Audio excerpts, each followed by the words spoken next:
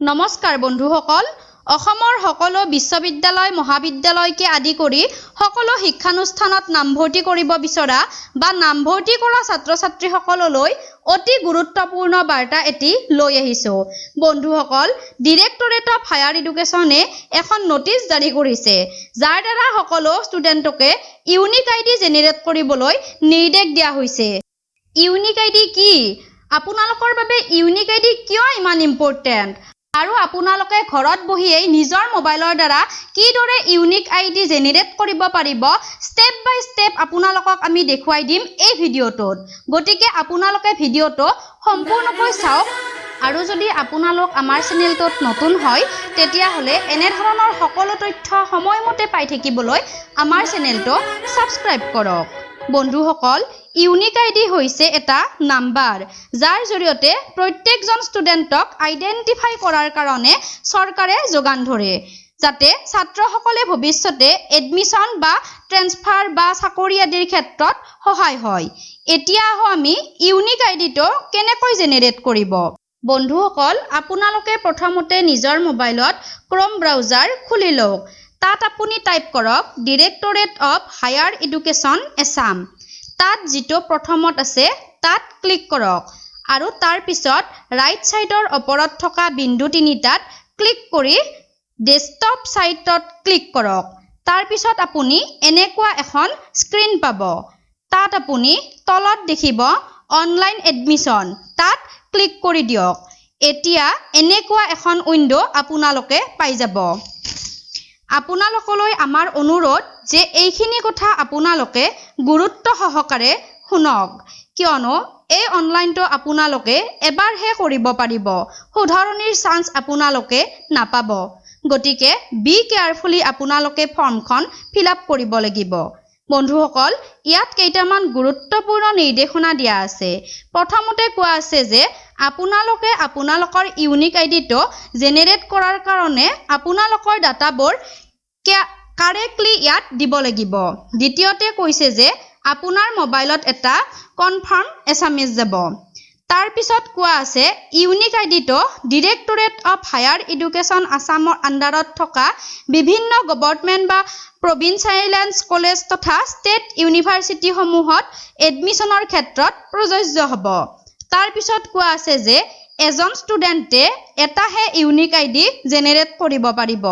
আৰু ইয়াত লিখা আছে যে সাকসেসফুলি ৰেজিষ্ট্ৰেচন হোৱাৰ পিছত ইউনিক আইডিটো আপোনালোকৰ মোবাইলত গুচি যাব আপোনালোকলৈ আমাৰ পুনৰ অনুৰোধ যে ইউনিক আইডিটো আপোনালোকে ভালদৰে নোট ডাউন কৰি থৈ দিব এইটো আপোনালোকৰ ভৱিষ্যতে প্ৰয়োজন হ'ব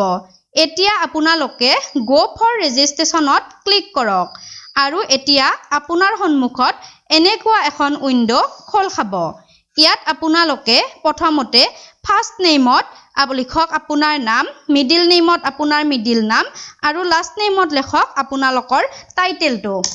এতিয়া লিখক ফাদাৰ্স নেমত আপোনাৰ দেউতাৰ নাম মাদাৰ্স নেমত মাৰ নাম মোবাইল নাম্বাৰত এন্ট্ৰি কৰক আপোনাৰ মোবাইল নাম্বাৰটো আৰু বন্ধুসকল বি কেয়াৰফুলি আপোনালোকে আপোনালোকৰ ডেট অফ বাৰ্থটো এন্ট্ৰি কৰিব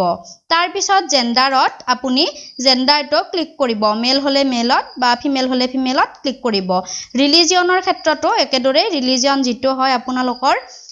হিন্দুইজম বা জৈনিজম বা মুছলিম যি হয় আপোনালোকে ক্লিক কৰি দিব তাৰ পিছত আপোনাৰ আছে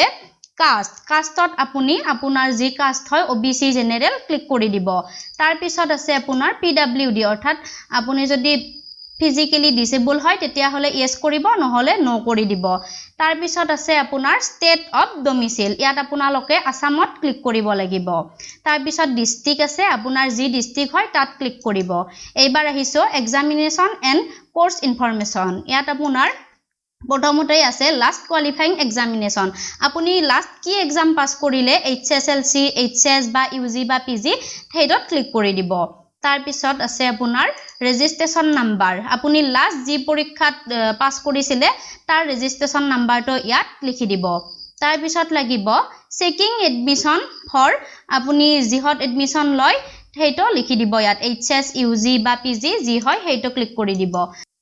তাৰ পিছত আহিছো আমি চেকিং এডমিশন ইয়াৰ বা সেমিস্টাৰ ইয়াত আপোনালোকে যেটো এডমিশন ইয়াৰত বা সেমিস্টাৰত এডমিশন লব এইচএস হলে ফাৰ্স্ট ইয়াৰ বা সেকেন্ড ইয়াৰ আৰু ইউজি বা পিজি হলে সেমিস্টাৰ ফাৰ্স্ট সেমিস্টাৰ বা থাৰ্ড সেমিস্টাৰ যি হয় তাত আপোনালোকে ক্লিক কৰি দিব ইয়াৰ পিছত লাগিব bank account details bank account holder আপোনাৰ ইয়াত নামটো লিখি দিব বেংক একাউন্ট হোল্ডাৰত আপোনাৰ নামটো আৰু বেংক একাউন্ট নাম্বাৰত লিখি দিব নাম্বাৰটো আৰু আইএফএসসি কোডটো ইয়াত লিখি দিব তাৰ পিছত ইয়াত যিকেইটা কাপাসা আছে সেই কাপাসা কেইটা আপোনালোকে ইয়াত লিখি দিব তাৰ পিছত এইখিনি আপোনালোকে পঢ়ি চাব আৰু আপোনালোকৰ ইনফৰমেশন খিনি যদি আপোনালোকে শুদ্ধ হোৱা বুলি ভাবে তাত ক্লিক কৰি দিব আৰু তাৰ পিছত আপোনালোকে সাবমিট বটনটোত ক্লিক কৰিব তাৰ পিছত কনফাৰ্মেশন নোটিস এখন আহিব তাত ইয়েস কৰি দিয়ক তাৰ পিছত আপোনালোকে লগে লগে মোবাইলত এনেকুৱা এটা মেসেজ পাই যাব যত আপোনাৰ ইউনিক আইডিটো লিখা থাকিব তাৰ পিছত আপোনালোকে মোবাইলত এনেকুৱা এখন উইন্ডো পাব যত লিখা আছে ৰেজিষ্ট্ৰেচন অন সাকসেসফুল এতিয়া আপোনালোকে ইয়াৰ পৰা আপোনালোকৰ একনলেজমেন্টখন ডাউনলোড কৰিব আৰু এনেকুৱা এখন একনলেজমেন্ট পাই যাব যত আপোনালোকৰ ইউনিক আইডিৰ হৈতে সকলোবোৰ ডাটা থাকিব এইখন আপোনালোকে ভালদৰে সংৰক্ষণ কৰি থৈ দিব বন্ধুসকল যদি ভিডিওটো চাই আপোনালোকে ভাল পাইছে তেতিয়া হলে এটি লাইক কৰি দিব আৰু এই ভিডিওটো আপোনালোকৰ বন্ধুবৰ্গলৈও প্ৰেৰণ কৰিব কিয়নো এইটো তেওঁলোকৰ বাবেও অত্যন্ত গুৰুত্বপূৰ্ণ গতিকে বন্ধুসকল এনে ধৰণৰ সকলোবোৰ খবৰ সময়মতে পাই থাকিবলৈ আমাৰ চেনেলটো সাবস্ক্ৰাইব কৰক ধন্যবাদ